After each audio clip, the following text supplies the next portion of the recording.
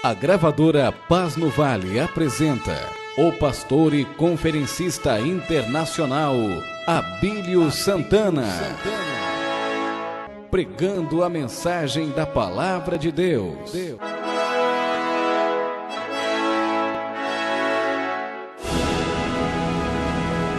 Samuel capítulo 5, uma passagem muito conhecida entre nós. 1 Samuel capítulo 5. Os amados acharam? Você que não tem Bíblia, pega uma carona do lado de quem tem. Diz assim: os filisteus, pois, tomaram a arca de Deus e a trouxeram de Ebenezer a Asdod. E tomaram os filisteus a arca de Deus e a meteram na casa de Dagon, ou Dagon, e a puseram junto a Dagon. Podeis sentar. Bendito seja o Santo de Israel. Queridos, esta porção escriturística que ora acabamos de ler, ela requer bastante diligência para entendermos. Eu agradeço a Deus pela vida de alguns historiadores, entre eles Flávio Josefo, Delover e Eusébio, que para mim, na minha opinião, o maior historiador. Homens que se preocuparam antes de morrer em deixarem os seus conhecimentos escritos, suas pesquisas escritas, para ajudar aqueles que querem ter conhecimento da parte de Deus. Para entendermos esse texto que ora acabamos de ler, requer fazer um certo retrospecto. Isso que nós lemos aqui refere-se a uma guerra que houve entre os filisteus, que eram algozes e hostis a Israel, e os israelitas. A Bíblia diz que eles venceram a peleja contra Israel, coisa difícil de entender, até porque Deus protegia Israel. O texto deixa bem claro que os israelitas perderam nesta peleja 34 mil soldados. Como se não bastasse, 2 sacerdotes, filhos do sumo sacerdote Eli, também morreram na peleja. A Arca da Aliança, também apelidada de Arca da Fortaleza, também apelidada de a Arca do Concerto, também apelidada de a Arca do Ciúme de Deus, fora tomada pelos filisteus, levada cativa. Coisa que não dá para entender bem se não recorrermos aos historiadores. Porque a Arca do Concerto, os senhores sabem, que ela era apelidada de a Arca do Ciúme de Deus. A Bíblia diz que Deus matou 50.070 homens só porque olharam para a arca. A Bíblia diz que Deus não permitia que ninguém tocasse na arca. O amigo inseparável de Davi, cujo nome era Uzar, morreu ao pé da arca só porque tentou segurar a arca de Deus, quando Davi trazia de Criate Jearim para Jerusalém a arca que estava em casa de Obed-edom. A Bíblia revela-nos que a Arca do Concerto, ela era a Arca do Ciúme de Jeová. Diz a Bíblia que a arca fora feita por Bezaleel, o arquiteto do ministério mosaico. A arca tinha 1,25 m de comprimento, 75 centímetros de largura e 75 centímetros de altura. A arca portava 3 peças santíssimas para Deus, para Israel. Ou seja, as tábuas da lei escritas pelo próprio dedo divino, o bastão de Arão que tinha florescido e a concha com o maná do deserto. A Bíblia diz que Deus tinha um ciúme tremendo daquela arca. Tanto é que os israelitas iam a 1 quilômetro de distância da arca. A arca, ela era conduzida somente pelos levitas. Só os levitas podiam aproximar-se da arca. Agora vem a Bíblia e revela-nos que os filisteus, incircuncisos, venceram a peleja, pegaram a arca, levaram a arca e colocaram aos pés de Dagon, o Deus dos filisteus. Para entender esse texto, amados, requer um retrospecto. Os senhores lembram que um livro antes, seria o livro de Ruth, e ainda um livro após o livro, ou antes do livro de Ruth, seria o livro de Juízes. Então, observe bem, esse texto que nós lemos ainda é o mundo dos juízes. Apesar de não estarmos no livro de Juízes, mas é o mundo dos juízes. Ainda não existe rei em Israel ainda. De natureza, amados, que nesse período aqui, os filisteus fizeram um juramento nos pés de Dagon. Isto é segundo o historiador. Quando um dos juízes de Israel, quando Israel ainda não tinha rei, tinha juízes. Um dos juízes de Israel, irado, zangado, derribou o templo de Dagon, acabou com tudo, cujo nome deste juiz era Sansão. 25 anos depois, o templo de Dagon foi reedificado. Os filisteus imperavam, os filisteus oprimiam Israel.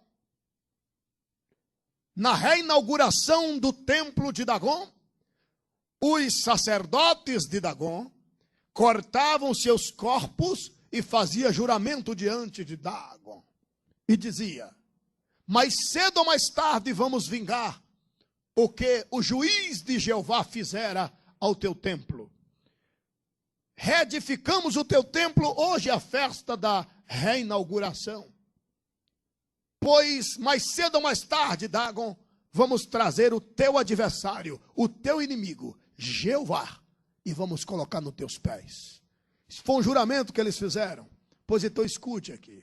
Muitos anos se passam, e agora Israel sai a peleja contra os filisteus. Só que Israel estava desviado da presença de Jeová. Deus está virado com Israel. Israel estava desanexado da presença divina. E Deus achou por bem não guerrear a peleja de Israel. Israel brigou com a sua própria espada. Israel não brigara com a força de Deus.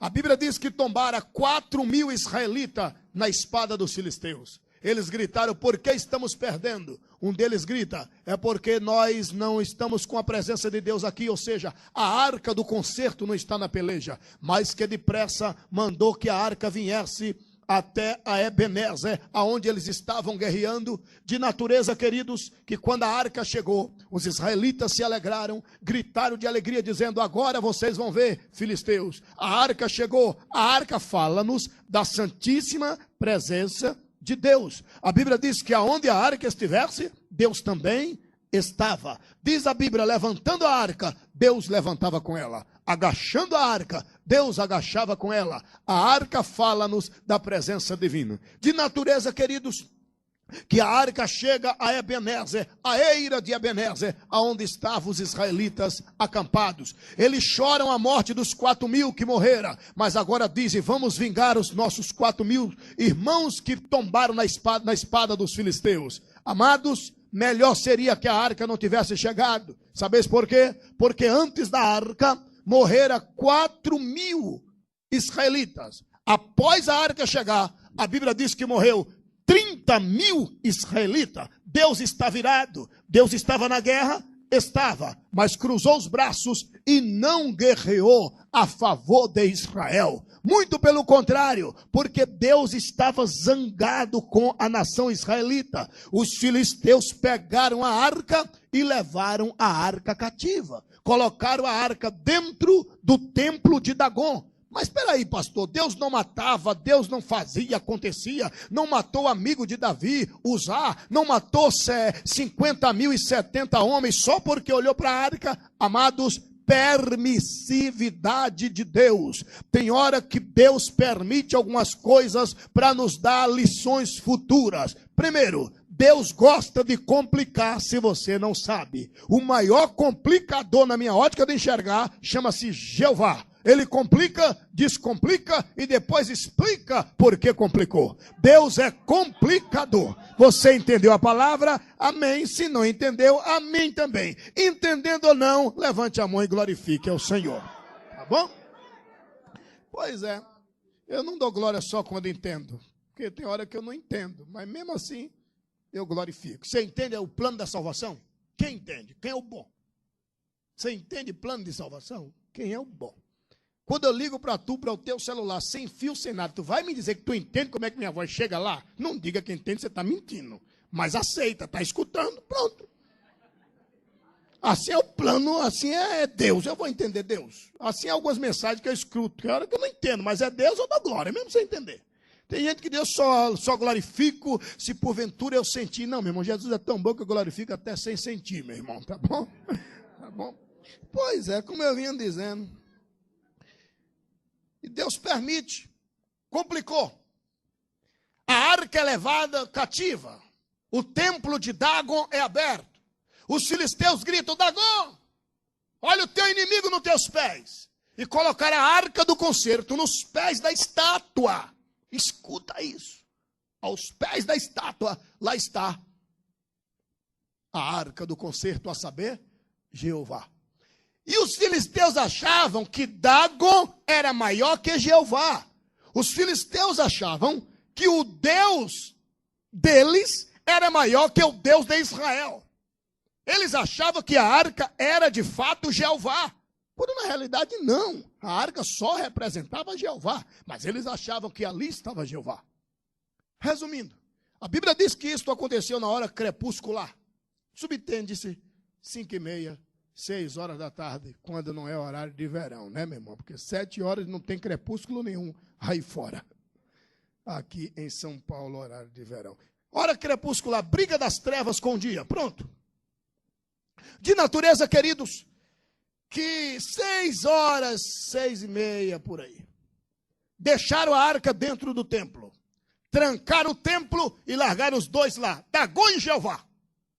Como quem diz, fica nos pés de Dagon e adora ao nosso Deus. Está ouvindo, Jeová? E largaram lá. Tá. Saíram de porta em porta dizendo: oi, tem culto em ação e desgraça a Dagon, no arraial aqui dos filisteus. Você é filisteia? Sou. Sai para o arraial. Por quê? Vai ter dança, vai ter fole, vai ter carne assada, pinga, vai ter cachaça. Porque culto em ação e desgraça a Dagon. Culto?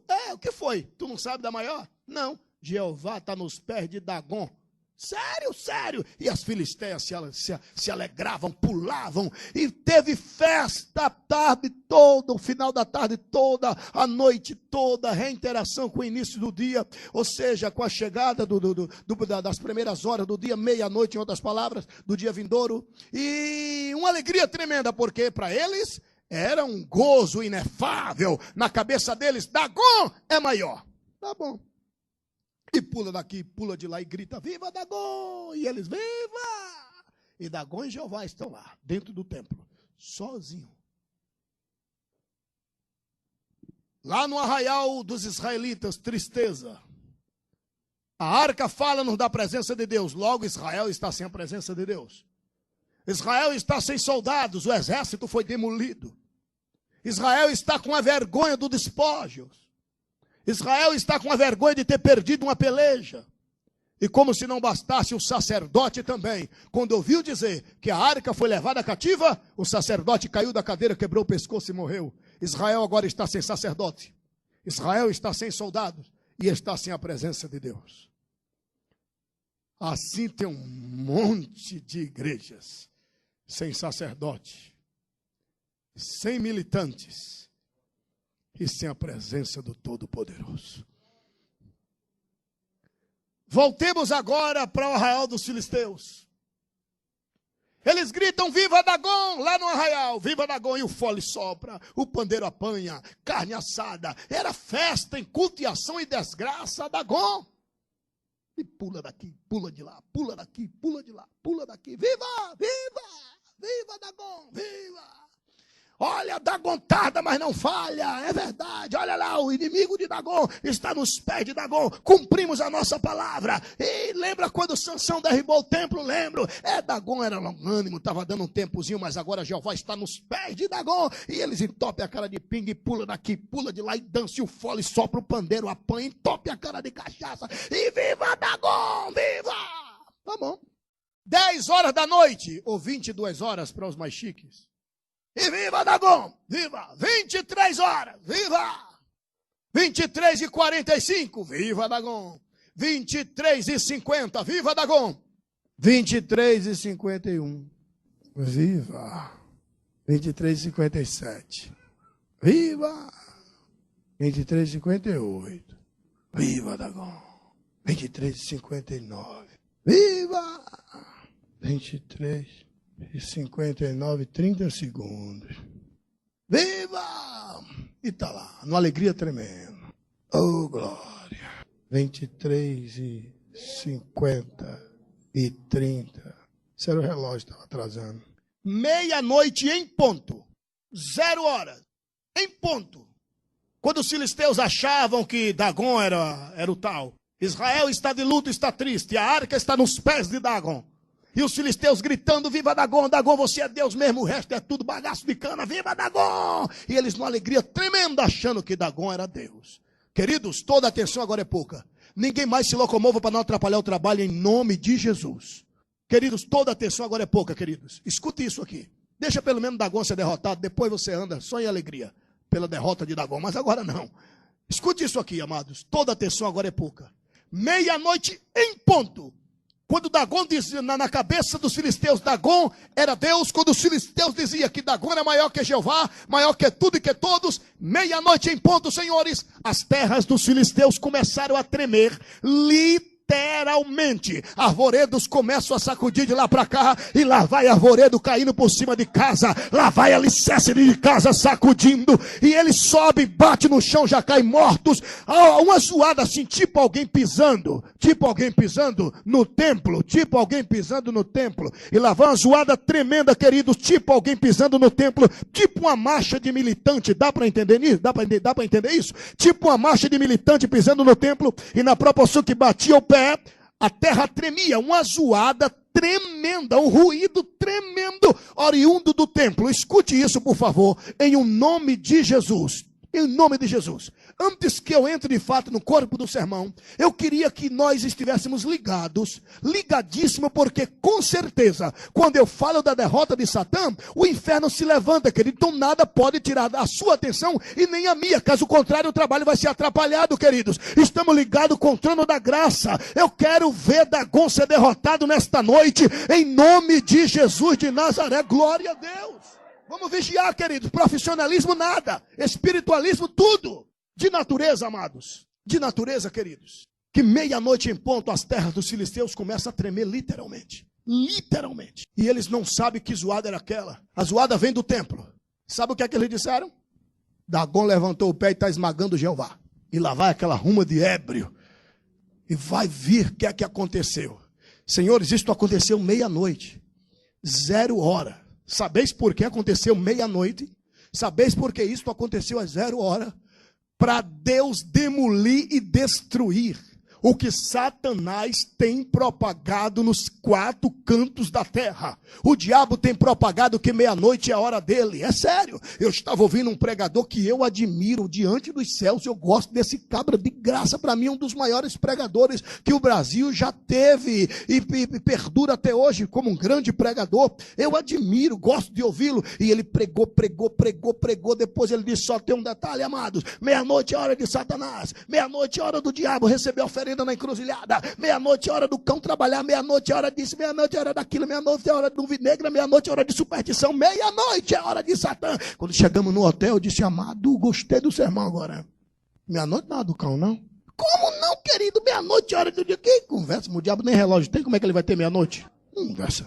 Se meia-noite é hora de Deus, amado. Não, amado, tá bom, querido, tá bom. Não é. Abri a Bíblia e dei um showzinho assim, abençoado. Show, né? No caso, uma apresentação dos 30 versículos que meia-noite é a hora de Deus, e é verdade. Isto aconteceu à meia-noite em ponto. Sabeis por quê? Porque meia-noite é a hora que Deus separa prepara para as grandes obrações. Deus opera às 7h20 em ponto, como hora nós temos aqui. Sim, lógico que ele opera. Ele opera meia-noite, opera 1h da manhã, opera 2 horas, opera 15 horas, opera. Ele opera. Mas as grandes operações de Deus, biblicamente falando, sempre foi à meia-noite. Sabes por quê? Porque meia-noite não é hora de Satã coisa nenhuma. É que o diabo tem apregoado aos 4 cantos da terra que meia-noite é hora de superstição, meia-noite é hora disso, meia-noite é hora da conversa, meia-noite é hora de Deus. Quer ver? Vamos começar por aqui. A Bíblia nos revela que o anjo do Senhor chegou lá no Egito à meia-noite, ferindo os primogênitos. No outro dia, à meia-noite, lá vai Israel saindo do Egito livre à meia-noite. A Bíblia diz que o anjo do Senhor feriu 185 mil assírios à meia-noite. A Bíblia diz que Gideão venceu os midianitas à meia-noite. Sansão arrancou os portões da cidade de Gaza à meia-noite. A Bíblia nos revela, queridos irmãos, queridas irmãs,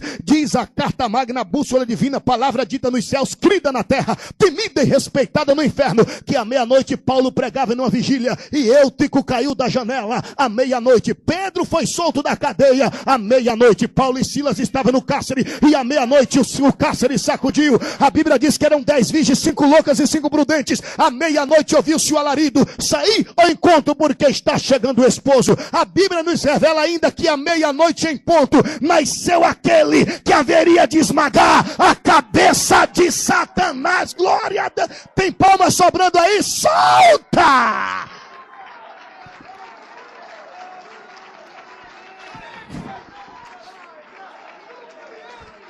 Oh, yes.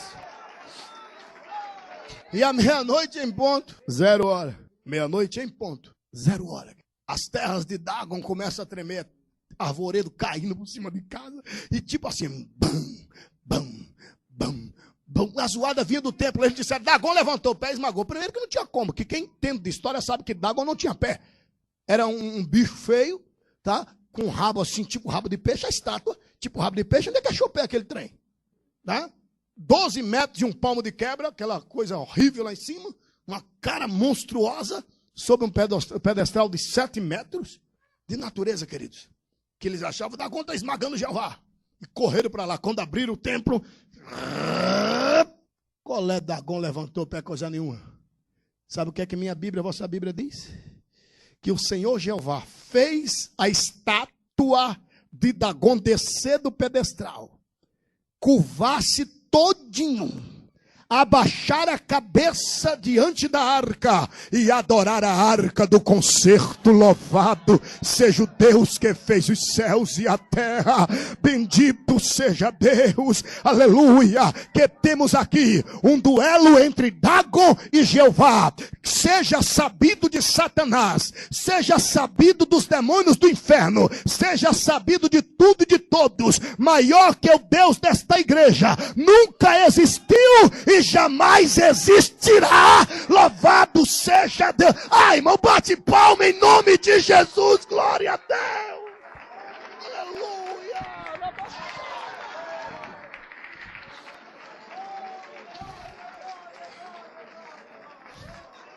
Dagon, senhoras e senhores, nesse texto aqui representa Satanás, o Deus do mundo, o Deus dos filisteus.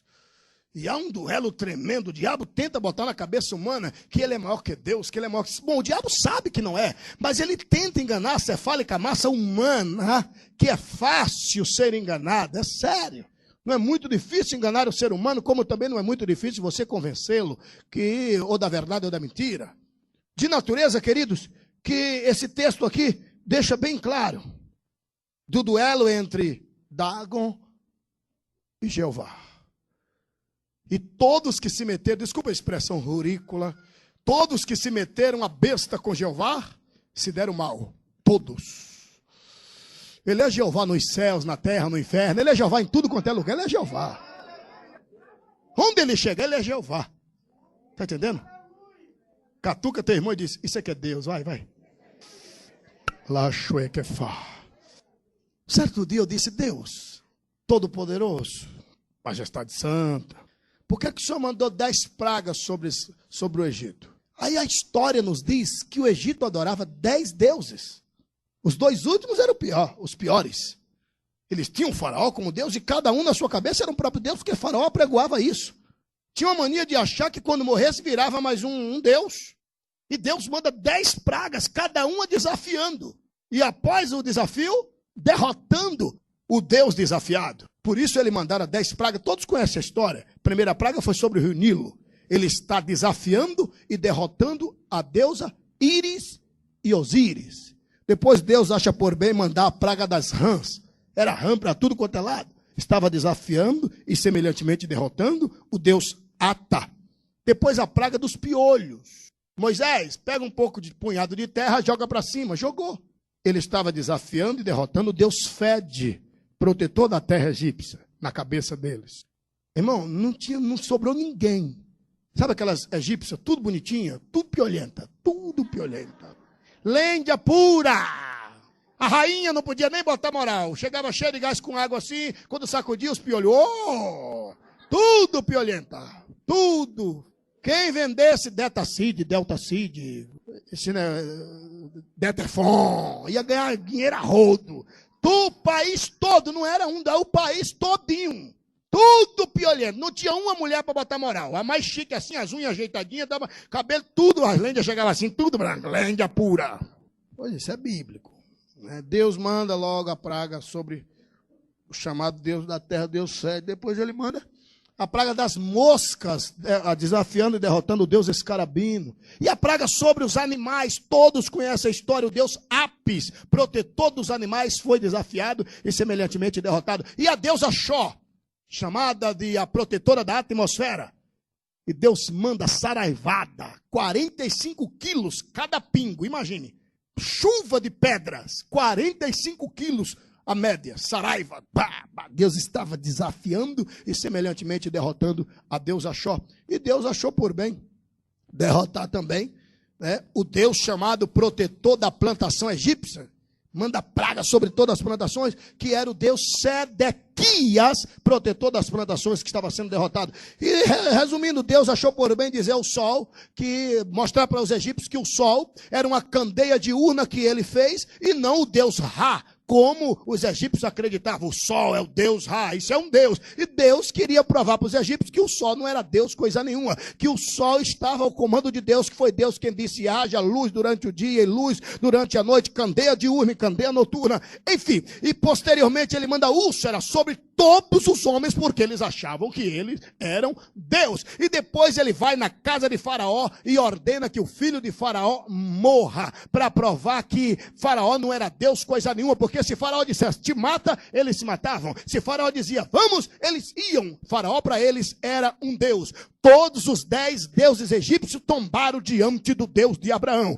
Eu quero dizer que os deuses egípcios tombaram, o Deus Dagon tombou, e todo e qualquer um que levantasse na frente de Jeová para desafiá-lo, vai se dar mal. Sabeis por quê? Porque ele é Deus nos céus, é Deus na terra, ele é Deus na Bíblia, é Deus no ar, é Deus no mar. Ele é o Senhor Jeová, para a glória de Deus Pai, de Abraão, Isaque e Jacó, nosso Deus também. Pois é, eu sou testemunho ocular de que ele é Deus. Que Dagon e nada é igual a nada. Escuta isso aqui. Quem quiser desafiar a Deus, desafie. Pode desafiar. Agora, duro é prevalecer. Quem é que não se lembra? Quem não tem lembrança? Quem não tem lembrança? Vai ver, você não vivia naquela época, mas deve ter acompanhado. E até hoje ainda há ecoar da voz satânica daquele elemento. Ele já morre, lógico, mas ainda há o ecoar da voz diabólica, do proferir do menino de Liverpool. Quem não se lembra quando John Lennon dissera: tudo bem que Jesus é grande, tudo bem que Jesus tem adoradores, mas eu sou John Lennon, eu sou menino de Liverpool, eu sou a coluna dos Beatles, e eu serei maior, bem maior que o Jesus Cristo dos crentes. Ah, é? Eu disse: Jesus, me leva a Liverpool. Se o senhor me levar a Liverpool, eu te garanto que isso que eu estou pensando eu vou fazer. Sabe quantas vezes eu já fiz isso? Umas 10. Todas as vezes que eu vou à Inglaterra, todas as vezes eu cumpro isso. Toda. O que é que o senhor fez lá no túmulo de John Lennon? A última vez que eu fui, eu disse: pastor Wesley, o senhor me leva a Liverpool? Ele disse: de novo? Eu disse: me leva lá. O que é que você quer lá? Você vai, fica lá, olha o túmulo de John Lennon. Vem cá, você é fã dos Beatles? Que fã dos Beatles? Hoje eu vou observar. O que é que você vai fazer? Me leva, me leva. E fui. Saímos de Londres e fomos. Toda vez que eu vou, setembro eu vou fazer de novo. O que é que o senhor faz lá, pastor Abílio? Eu faço isso. Aí está o túmulo dele, né? Eu desfaço, que Não me prendem, né? Acaba de dizer que vai ser maior que Jesus, rapaz. Pois então escute aqui. Esse que diz, eu serei maior, bem maior que o Jesus Cristo dos crentes, dizendo, eu te desafio, como os filisteus desafiaram a Jeová, colocando Jeová nos pés de Dagom. Lá vem ele e diz, olha, eu serei maior que você, como quem diz, você estará menor do que eu, Jesus. Estarás nos meus pés, Jesus. John Lennon recebe 3 balaços na entrada de sua mansão. 3. E o Instituto Médico Legal londrino dissera, todos os 3 projéteis, ou bala, como você quiser apelidar, atingiram locais mortíferos. Se esta bala não matasse, esta aqui matava. Se este projétil não matasse, este aqui matava. E se esse projétil não matasse, este aqui matava. Todas as 3 balas atingiram John Lennon em locais mortíferos. Agora eu pergunto, por que não 4 projéteis? Por que não 2? O que é que Deus achou de acertar 3? Quem ofende um, ofende o outro. Está entendendo o mistério? Um em nome do Pai, outra bala em nome do Filho. O Espírito Santo diz, não fico de fora não, deixa eu ir aí também. Escute, o que é que Carl Rockley, eu não vou me cansar de falar isso, por mim, essa expressão pode ficar em todos os meus CDs, todos aí. O que é que Carl Rockley, acaba muito doido de pinga, tá doido de goró, doido. Aquele navio poderia estar entre nós aí, navegando sobre os mares, ou em um cais, a gente poderia pagar aí 50, 100 dólares, sei lá, para vir à primeira cidade flutuante. Poderia, é sério. Quem sabe um restaurante sobre as águas, é? Mas não. O que é que aquele cabra tinha que na hora que está jogando lá, chamada champanhe, ou a pinga, sei lá, para batizar Titanic, o cabra grita, Carl Rockley, nem Deus. Tinha que falar, não tinha nem nexo. Se tivesse falando, será que vai afundar? Será que existe alguém que tenha poder? Mas não tinha nem conversa, não tinha nada a ver. O cabo ia entrando no navio, endoidou. O cão disse, fala aí, nem Deus. E o besta acreditou, nem Deus. Nem Deus consegue afundar Titanic. Ué, gritou bem alto. Sabe aquele filme que inventaram aí, Titanic? O último, que Leonardo DiCaprio tá... até ali tem, é sério. Observa lá que Carl Rockley vai subindo. Carl Rockley é aquele... aquele não é aquele, está fazendo só o papel, que Carl Rockley ninguém achou. Saiu um monte de gente da água, os corpos, salvou, mas Carl Rockley, o mar disse, você não vai, miserável, você vai ficar aqui. Pois é, o milionário Carl. Eu creio que o mar deve ter falado com o Criador. Peraí, pastor, o senhor está exagerando. O mar falar com o Criador? Mas não fala comigo, com tu. Você acha que Jesus era? Lógico que não. Tu acha que Jesus falava em vão? Lógico que não. Se ele mesmo disse que nenhuma de suas palavras caem por terra, como é que Jesus ia falar em vão? E como ele disse, mar, quer dizer que o mar tem ouvido. Ou Jesus falou em vão. Ele disse, sossega vento, acalma mar. E o mar e o vento ouviram. Tanto é que tudo se fez bonança. Então quer dizer que mar e ouvido tem ouvido. Ou seja, mar e vento tem ouvido. Tem, lógico. Se não tinha nesse dia, teve que ter. Lógico. Oxe, não é ficar aí. Pois então escute. Eu creio que o mar deve ter dito assim, Criador, fala mar. Só ouviu o que esse homem falou. Dizendo que nem o senhor afunda. O senhor sabe que quem manda aqui é o senhor, né? A primeira vez que o senhor gritou, sossega a vento, calma mais, a gente ficou quietinho. Mas se tu mandar a gente ficar brabo, a gente fica brabo agora também. Quer que a gente engula esse negócio agora? Sabe quantas viagens Titanic fez? Nenhuma não. Não, senhor. Vamos dar moral para Titanic. Vamos dar moral. Nenhuma não. Nem meia. Então, esse texto que nós lemos fala da soberania de Deus. Você está ouvindo? Quem apresentar-se na frente dele, ele arrebenta. Quem quiser vencer, fica do lado dele, bajulando ele, eu te amo, Jeová, você é grande, te amo. Mas não se mete a besta, porque ele dá uma tapa, toda vez que lembrar, cai. Não há Deus maior. Tá lindo! Tão grande! Tá lindo! Escuta aí embaixo, Satanás, o que é que nosso Deus fez? Não. O que é que nosso Deus fez? Criou os céus. Mas o quê?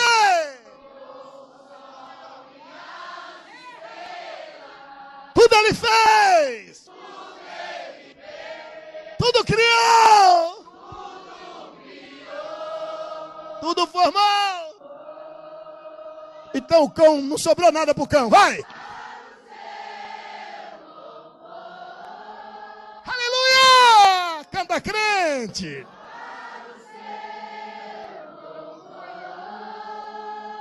Canta crente.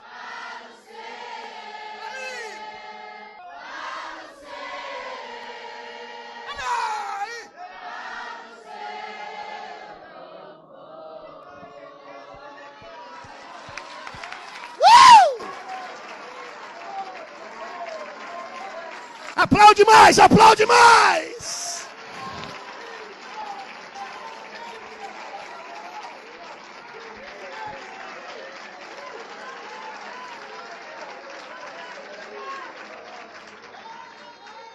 Aqui, com Jeová não tem esse negócio de Dagon, cão, coa, capeta, demônio, tem nada. Atravessou na frente, ele arrebenta. Deixa eu te contar um sucedido em Salvador, Bahia. Por ética ou questão, ou por não querer legislar em causa própria, não se profere o nome de quem? O agraciado por Deus. Escute isso, escute. Em uma das avenidas de um dos bairros lá de Salvador, escuta esse negócio. Aconteceu algo que vale a pena nós falarmos, porque é tangível, palpável e verdadeiro. Conheço o endereço, conheço os nomes de todos os componentes da história que, ora, eu vou te contar. História com H na frente. Um cidadão envolveu-se com uma mulher. Casado, pai de 3 filhos, a vida dele equilibrada, não era rico, também não era pobre, equilibrado. E conheceu uma vendedora de amor. Envolveu-se com ela e foi, vai hoje, vai amanhã, no outro dia, e mais outro dia, com mais outro dia, 2 dias, 3, 4, 5, 1 ano. Um belo dia ele caiu na real e disse, sou casado. Ela disse, eu sei. Tenho 6 filhos, sei também. E não dá mais para ficar contigo. Ela disse, eu não sabia, mas não dá mais. Amo minha mulher, disse ele, amo os meus 6 filhos. Ela disse, você não me conhece. Se eu não posso ficar com tu, ela também não vai ficar, não. Não, mas faz assim, ó. Segunda aqui, terça lá, quarta aqui, quinta lá, sexta aqui, sábado lá. Faz assim. Não quero mais. Eu vou ficar só com a minha família. Não, acabou. Ela disse, acabou? Com certeza, com certeza. Ela foi até um terreiro de Umbanda, levou uma roupinha que ela tinha dele, mais fotos. Se você pensa que macumba não pega, você está enganado, porque pega não, gruda. Se você pensa que os demônios não existem, você está enganado, eles existem. Eu não acredito. Se você acreditar, existe macumba. Se tu não acreditar, existe do mesmo jeito. Se tu acreditar, o cão existe. Se tu não acreditar, o cão existe do mesmo jeito. Se tu acreditar, macumba pega. Se tu não acreditar, o macumba pega do mesmo jeito. O diabo não precisa, se você crer, para que você acredite que ele existe, para que ele exista. O diabo não precisa que você acredite que macumba pega, para que a macumba pegue. Entendeu? Macumba pega. Isso é indiscutível. Só não pega em crente lavado, enxaguado com o sangue de Jesus Cristo. Aí não pega, entendeu?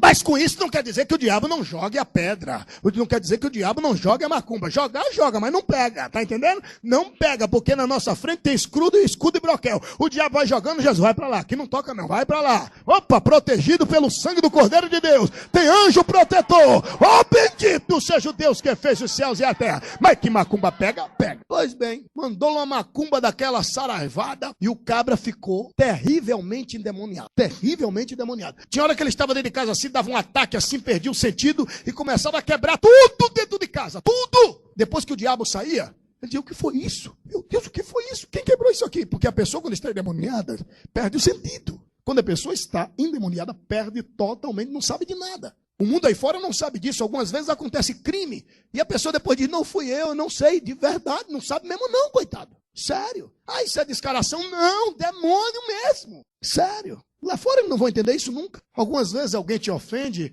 e depois a própria pessoa dizer, eu te xinguei. Não, mas o próprio crente não tem visão espiritual, não tem discernimento do espírito. A Bíblia diz que o homem natural não entende das coisas espirituais, ele é carnudo, ele não entende nada das coisas do espírito, ele vive, sabe, é aquela coisa morta, sem poder divino, sem pentecostalismo na vida, sem unção de Deus na vida, está alheios aos dons dos espíritos, aos dons do espírito, aos dons espirituais, não entende nada das coisas divinas, nada. Depois não entende. Não, cadeia para ela. Não, eu vou processar. Não, comigo é na base do processo. Não entende nada. Saber que é demônio purinho. Deus está falando com alguém. Sim, como eu vinha dizendo, aí, acaba quebrava tudo de casa. Quando ele saía, que foi isso? Ele amava a mulher dele. O diabo armou um laço e ele saiu. E ele estava envolvido com uma pessoa que era terrivelmente macumbeira e ele não sabia. E a mulher disse, nem eu, nem ele. Ou seja, nem eu, nem ela. Nem eu, nem a tua mulher. E o demônio pegava ele, quebrava tudo, coitado. Aí comprava tudo de novo, começava a pagar as parcelas. Depois, geladeira, televisão, comprava tudo. Quando estava finalizando as parcelas, aí o diabo pegava ele, quebrava tudo de novo.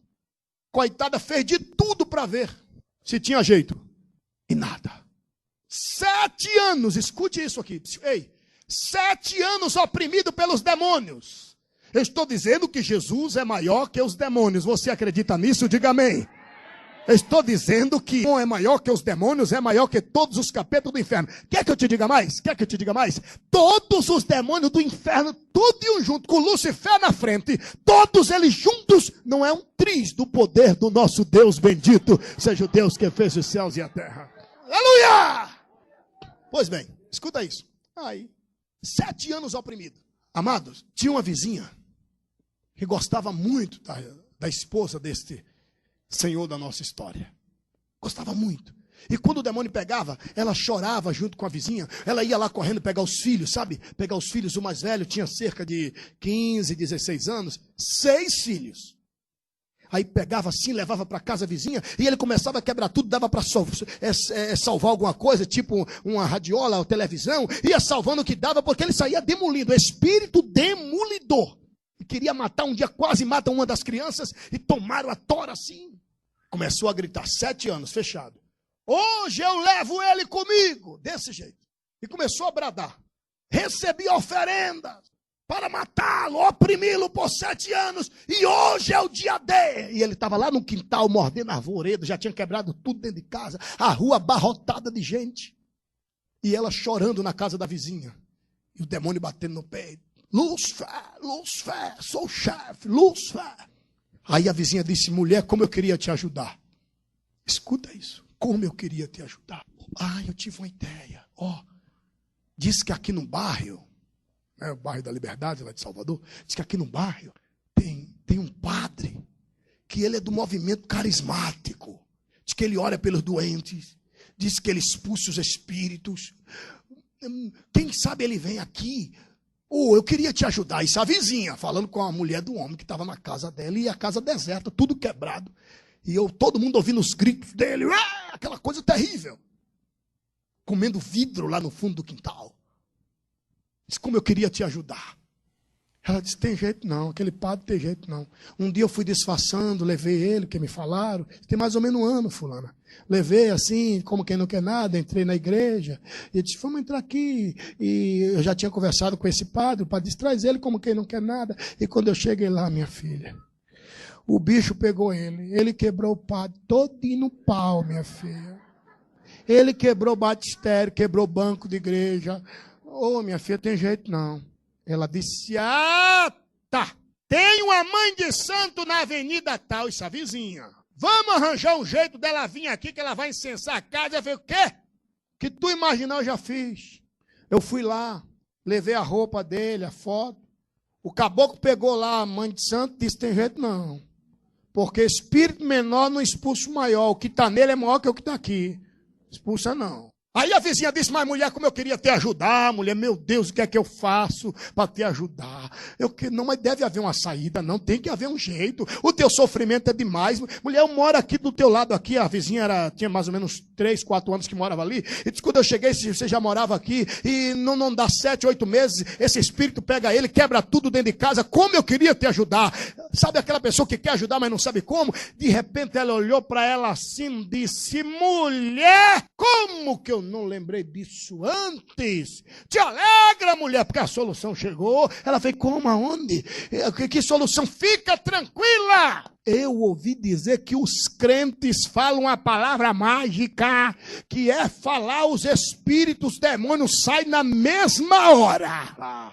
Sumeia, louvias, tuia, tacafando. quando neve as tuequefá. Ela disse, como que eu não fui me lembrar disso a mais? Mulher, sou crente? Não, mas eu já via os espíritos cair lá na igreja lá e sai na hora. Mas onde que a gente vai achar um crente aqui? Tu não sabe da maior, não? Não. Seu fulano, lá da esquina. E não é que ele é crente agora?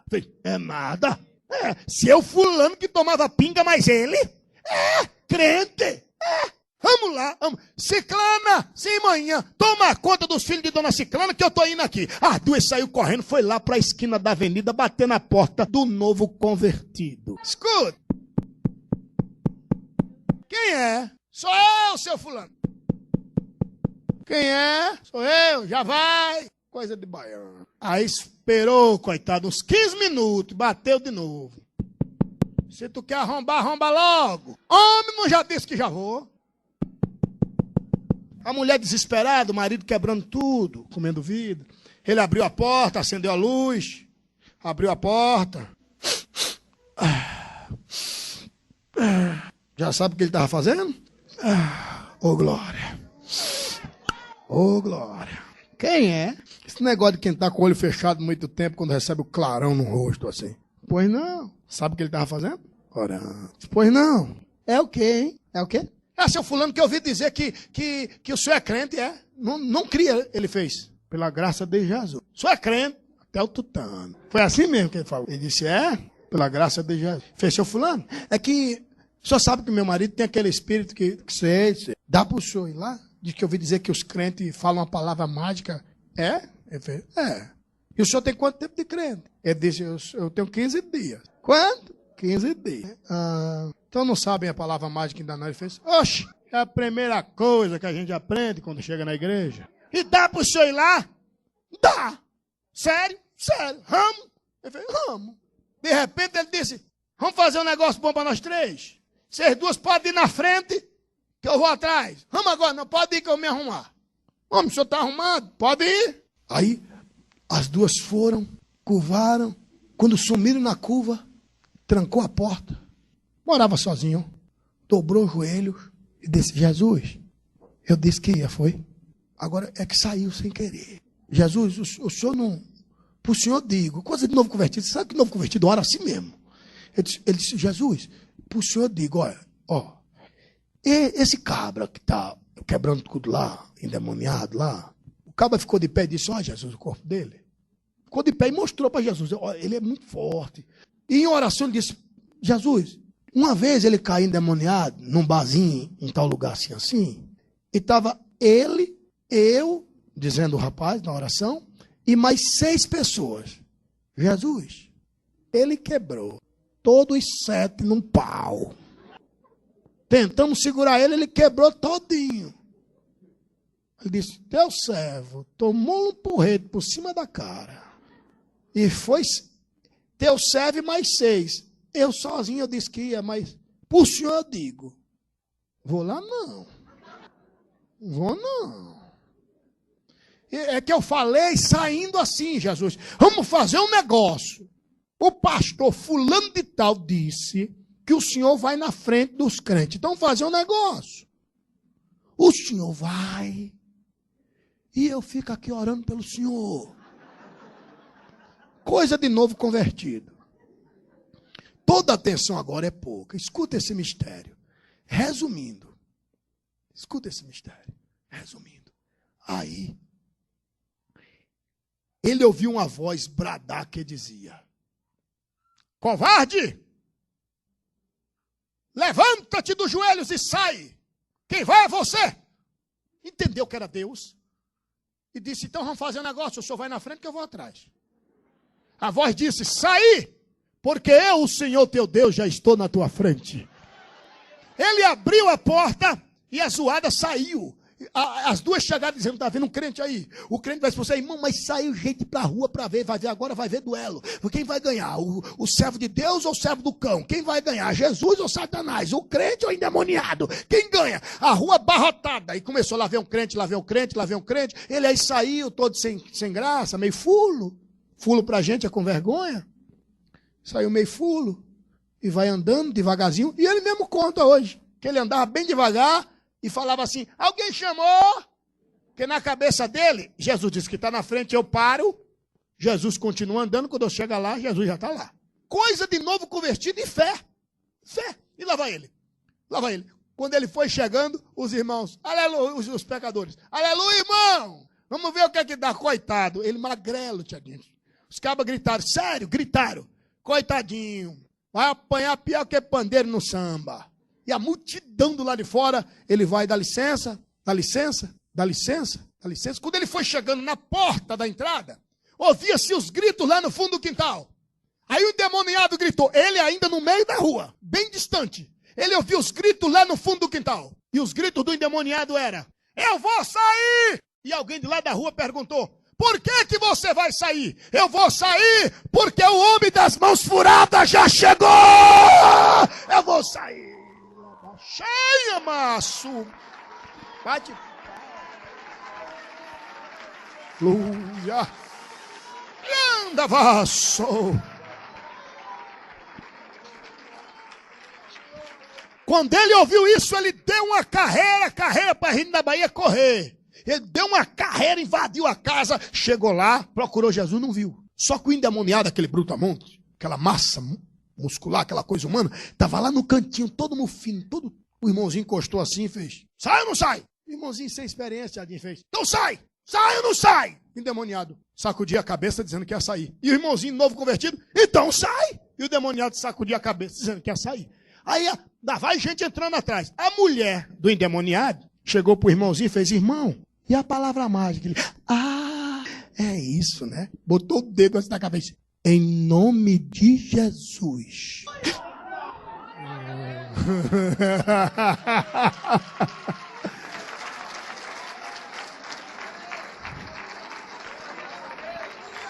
Aleluia.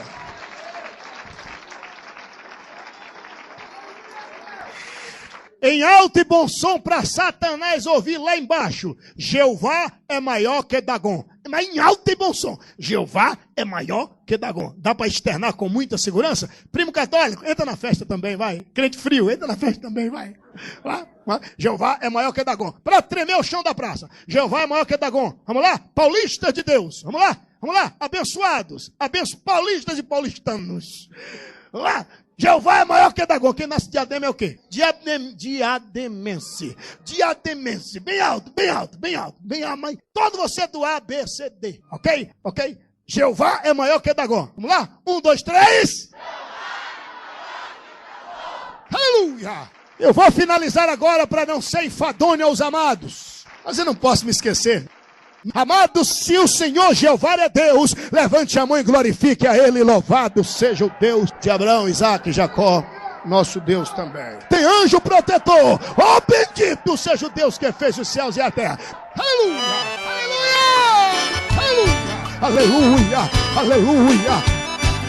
Maior que o Deus desta igreja nunca existiu e jamais existirá. Jesus igual não há.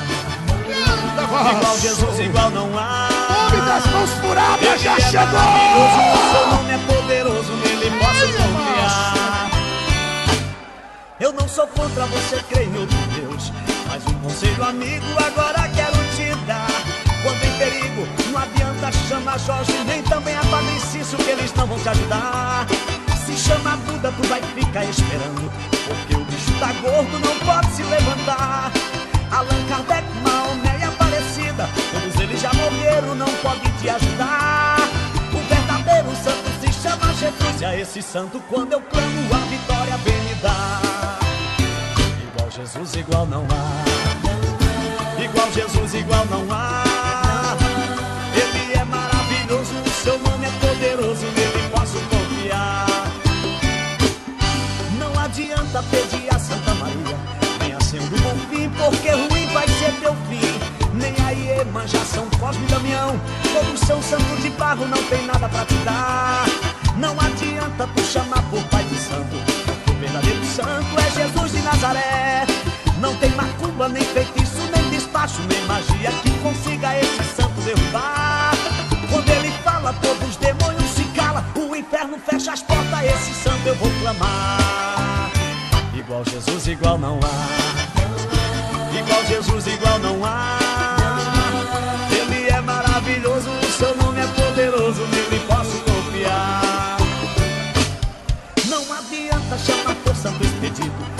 chamem por Benedito, que eles não vão te escutar. Peça a Jesus, dobre os teus joelhos agora. Não precisa acender vela pra vitória ele te dá.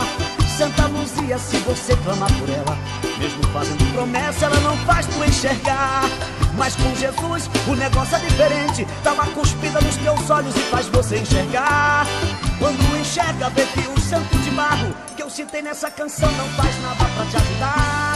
Que santo vaca é esse que o povo carrega? Em vez de carregar o povo, é o povo que tem que carregar. O verdadeiro santo se chama Jesus, e não há coração que aguente as maravilhas que ele faz. Igual Jesus, igual não há. Igual Jesus, igual